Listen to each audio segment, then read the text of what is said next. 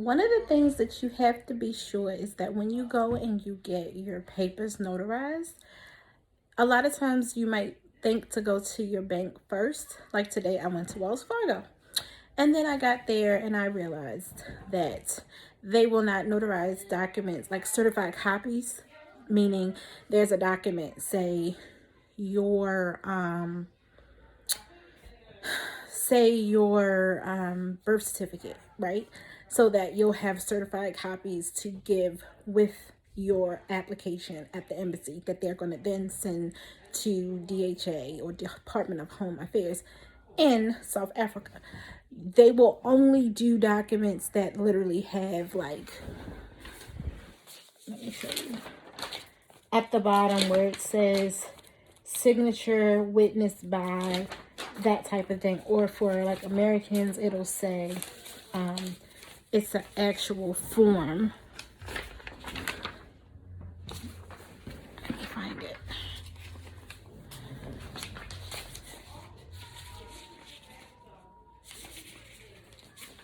I gotta find it. Sorry. Give me a second. Because I really want to make sure this will save you time. Again, anything that I come across, I want to make sure. So something like this. It says client signature witness.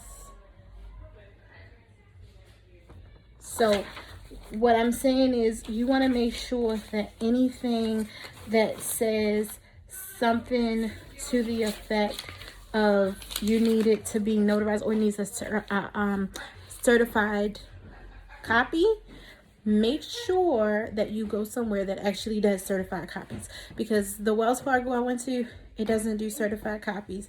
It literally will just notarize things that have a spot. But then you have other places that they can literally put the lines on it and tell you that, you know, this is notarized. We've seen the original. It's the legit document. And this is a copy of that legit document. So that's important to know. I'm trying to think what else I may have learned today. The notary.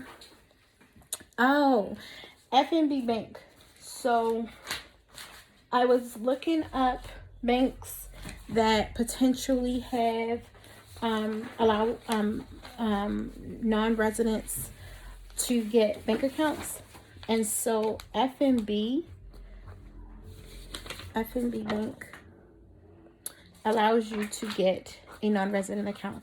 And then they have something called a self-certification non-resident declaration application. I literally just went on FNB's page and selected the option for a non-resident account. I sent the email, and then within a day or so, because it was over the weekend, I got an email back. And what they did was they sent me back this self-certification document. It's not long, maybe about 6 or 7 pages. About 2 of them needed to be notarized. I need to send a copy of my passport. I also need to send a copy of a bill that has to have a notarized signature, or certified document or copy of that bill, utility bill or something like that for my current address.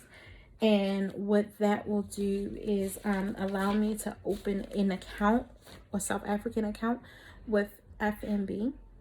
They make it very clear that because of some abuses in the past, it will only allow you to use that card in South Africa. But that is okay with me because I'm looking for something that I'm going to have local, to be able to do things, or like in preparation for our visit there in October, I would like to potentially secure a place with a deposit, and I'd like to easily do it with a South African bank account, which will make it look, you know, it's more official. I'm not using a American bank account, and then I don't have to worry about, you know, exchange fees and all of those sorts of things. I'll talk about my Apple credit card later, because I use that pretty much for everything when I'm traveling, because I don't have foreign exchange fees.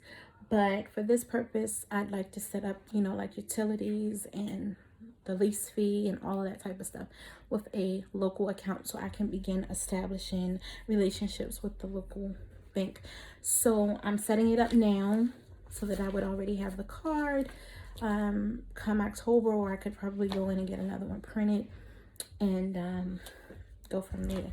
So F&B. I also am looking at Capitec when I get there. That seems to have really great ratings, great reviews, and I'm gonna go, and once I have my papers, because I have to have my temporary resident paperwork in order to actually do that type of account. So what I need to make sure is, I don't know if I'm able, if this has to be strictly a savings account or not.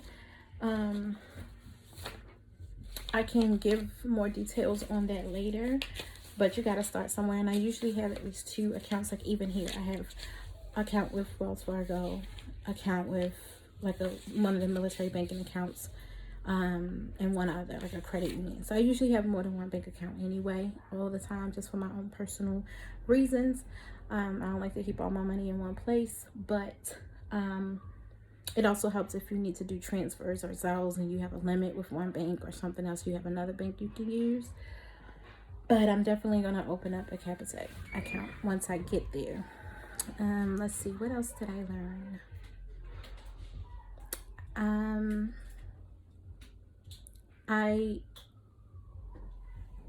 I know that there is, I believe it's ABSA Bank.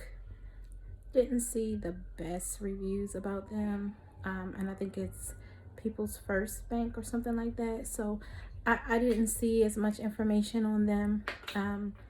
Again, that's probably one of those videos that I'll do later to give more information on what I found out in actuality about these things. But that's kind of where I am now. So I literally just got home from running around. I had some other stuff I needed to do, and I just didn't want to forget to do that additional video with the information about the certified copies as well as the bank accounts. So I looked into having my fingerprints done. I want to try and do that this coming week. And what I thought I was gonna be able to go this Monday, but maybe this Wednesday. I'd like to make a test run once I get the certified copies of most of our documents, to go to DC, just to go in, turn in things and get an idea of what I have missing and things that I have questions about that I might be running around doing that I don't actually need to do. To me, it's worth the trip to go down to DC, at least from Maryland. It's not that far, to get that information so that I can have some further guidance on what to do. Okay, so I will check back in with you guys probably in another day or so. Again, let me know if it's questions about anything that I've done so far, something that I have not included. Like, comment, subscribe. As my younger daughter would say, smash that like button. That's so crazy. But yeah, so I don't know if you like the content, if it is helping you or not, if you don't. So leave comments and questions. I'll leave links as usual. So for the F&B Bank page, I'll leave that as well in the comment section. So talk to you later.